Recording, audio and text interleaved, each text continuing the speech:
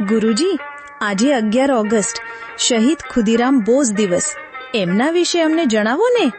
ખુદીરામ બોઝ ભારતના સ્વાતંત્ર્ય સંગ્રામના એક નાની વયના ક્રાંતિકારી હતા.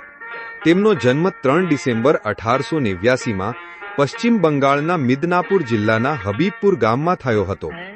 ખુદીરામ નાની ઉંમરથી જ દેશભક્તિની ભાવનાથી ભરેલા હતા અને બ્રિટિશ શાસન સામે લડવા માટે પ્રેરાયા હતા. ગુરુજી, તેમણે સ્વાતંત્ર્ય સંગ્રામમાં શું કર્યું?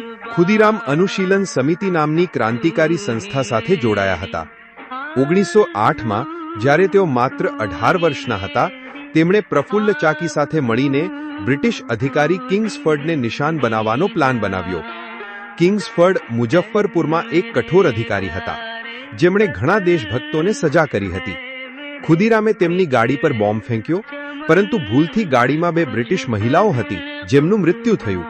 તે પછી શું થયું? આ ઘટના બાદ ખુદીરામ ભાગવાનો પ્રયાસ કર્યો, પરંતુ તેઓ પકડાઈ ગયા. તેમની ધરપકડ કરવામાં આવી અને બ્રિટિશ સરકારે તેમની સામે કોર્ટમાં કેસ ચલાવ્યો. 11 ઓગસ્ટ 1908ના રોજ માત્ર 18 વર્ષની ઉંમરે બિહારના મુઝફ્ફરપુરમાં ખુદીરામને ફાંસી આપવામાં આવી. તેઓ ફાંસીના મંચ પર પણ હસતા હસતા ગયા અને વંદે માતરમનો નારો લગાવ્યો. તેમનું બલિદાન કેવી રીતે યાદગાર રહ્યું? ખુદીરામનું બલિદાન ભારતના યુવાનો માટે પ્રેરણા સ્ત્રોત બન્યું. તેમની બહાદુરી અને દેશભક્તિની ભાવનાએ ઘણા લોકોને સ્વાતંત્ર્ય સંગ્રામમાં જોડાવા માટે પ્રેરિત કર્યા.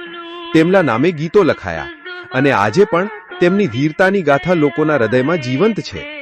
ખુદીરામ બોઝ એક એવા નાયક છે જેમણે નાની ઉંમરે પોતાનું જીવન દેશ માટે અર્પણ કરી દીધું. આભાર ગુરુજી.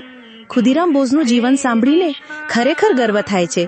જય હિન્દ, વંદે માતરમ, ભારત માતા કી જય.